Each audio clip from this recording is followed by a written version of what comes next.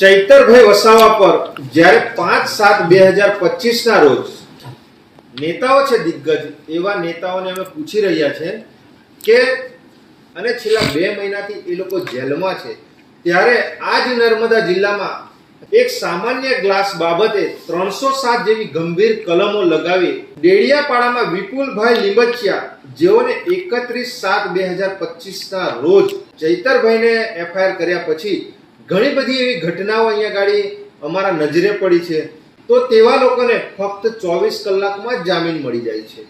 પરાઈ દ્વારા એમની પર હુમલો કરવામાં આવે છે, તેઓને 18/7/2025 ના રોજ એવી જ રીતે રાજપીપળામાં ધર્મેન્દ્રભાઈ માછી જેમને 8 ટાંકા આવે છે, પણ તેવા આરોપીઓને પણ ફક્ત એમને પેવર બ્લોક દ્વારા એમને માથાના ભાગે મારવામાં આવે છે. એવા જ પ્રવીણભાઈ બારિયા જેઓ તિલકવાડાના છે, ફક્ત 24 કલાકમાં જ એમને જામીન મળી જાય છે. એમની પર દાતરડા વડે હુમલો કરવામાં આવે છે.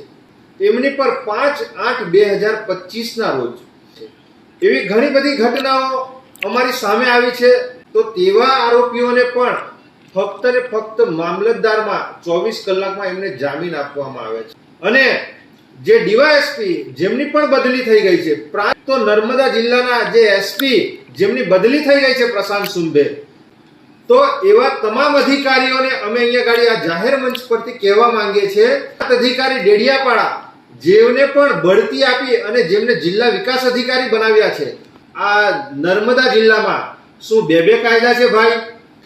કે તમે ફક્ત ભારતીય જનતા પાર્ટીના ઈશારે આ ચૈતરભાઈના એક સામાન્ય ગ્લાસમાં જે તમે 307 ની કલમ લગાવી છે, આ નર્મદા જિલ્લામાં જે ડેડિયાપાડામાં ઘટના થઈ, તિલકવાડામાં ઘટના થઈ, રાજપીપળામાં ઘટના થઈ, બીજા વ્યક્તિને દાતરડાથી હુમલો કરવામાં આવે છે, ત્રીજા વ્યક્તિને પેવર બ્લોકથી 8 ટાંકા આવી જાય છે, તો એ ના કરતા પણ આ ગંભીર ગુનાઓ છે.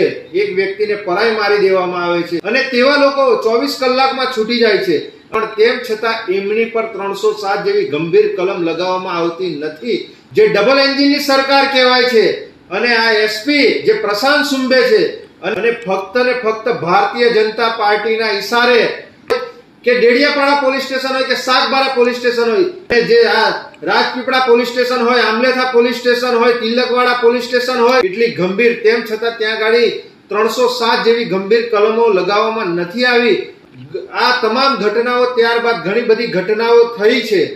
એમને આજે 2 મહિનાથી પણ આજે હાઈકોર્ટના દરવાજા ખટખટાવે છે ત્યાં, અને તેવા લોકોને 24 કલાકમાં જામીન આપી દે છે. પણ ધારાસભ્ય જે જનપ્રતિનિધિ છે, જેઓ ખાસ બદલાઈ ગયા છે અને જે અહીંયા દરેક ટાઉનના પીએસઆઈ છે, ગાડી તારીખ પર તારીખનો સિલસિલો છે, તો અમે અહીંયા એસપી એક ગ્લાસ મારવાથી 307 લાગી જતી હોય તો બીજા લોકોને ટાંકા આવે છે, એટલા ગંભીર ઈજાઓ થાય છે.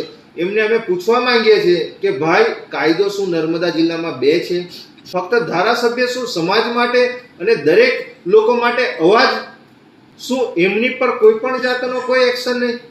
તમે એમને આરોપી બનાવી આજે 2 મહિનાથી એમને જેલમાં ગુંદી રાખ્યા છે.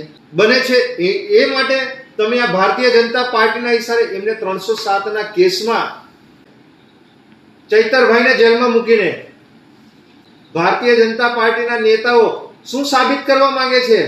તમને પૂછી રહ્યું છે. આજે કોઈ પણ જાતના પ્રશાસન દ્વારા સીસીટીવી ફૂટેજ જાહેર કરવામાં નથી આવતા.